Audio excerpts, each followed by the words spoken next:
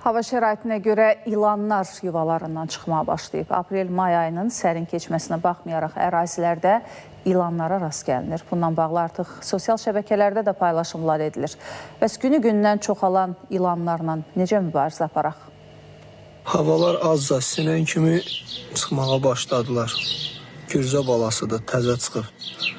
Havalar hələ tam istiləşməsə də artıq ilanlar görünməyə başlayıb. Bununla bağlı sosial şəbəkələrdə də paylaşım edilir. Biologiya üzrə fəlsəfə doktoru Təvəkkül İskəndərov deyir ki, mayın ortalarında zəhərli ilanlar daha aktiv olur. Əsasən də gürzələr. Lakin mart-aprel aylarında yağan yağışlar nəticəsində bu il daha çox ilan görə bilərik. Çünki yağış suları onların yuvalarına dolur, məcburiyyət qarşısında qalaraq çölə çıxmalı olurlar. Bu illərin biz yağıntını çox gördük. Hətta selli günlər də oldu. Və bu sel olan zamanların su axınları onların olduğu yerlərdə gizləndikləri sığınacaqları da basır. Və o sığınacaqlardan da bunlar çıxır, sellə bərabər axınla gedir. Artıq görürük ki, havalar hərarət gündən stabilləşir. 17, 18, 22 dərəcə çatır.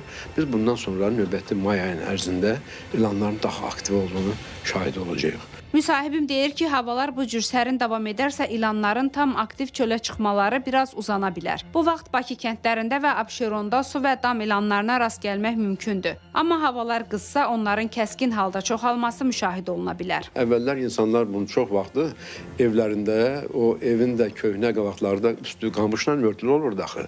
Orada siçan çox olurdu, sonra quş yuvaları olurdu. Yəni ilanların yediyi yemlər elə evlərdə çox rastlaşırdı deyə bu ilanlar da həmən yemə cəlb olunub ev şəraitində, damlarda daha çox olunurdu. Amma insan üçün heç də bir qorxulu sancması, zəhərli sancması qətiyyən yoxdur. Sakit, dinc ilandır. Bəs ilanlardan necə qorunaq? Mütəxəssislər deyir ki, əgər biz ilanlara aqressiv reaksiya verməsək, ilanlar da bizə hücum edib sancmaz. Əgər bu sürünənləri evimizdən uzaq tutmaq istəyiriksə, ərazini təmiz saxlamalıyıq. İlanın gizlənməyə yeri olmamalıdır. Siçan, siçovul, kərtənkələ kimi heyvanları ərazidən uzaq tutmalıyıq. İlanlar həmçinin kəskin qoxudan qaçırlar. Kəskin iylərdən biri kükürtdür ki, onu evin ətrafına zirzəmiyə səpmək olar. Amma mütəmadi istifadə etmək şərti ilə. Turanə Tağızadə, Rahil Bəhlulzadə, ATV Xəbər.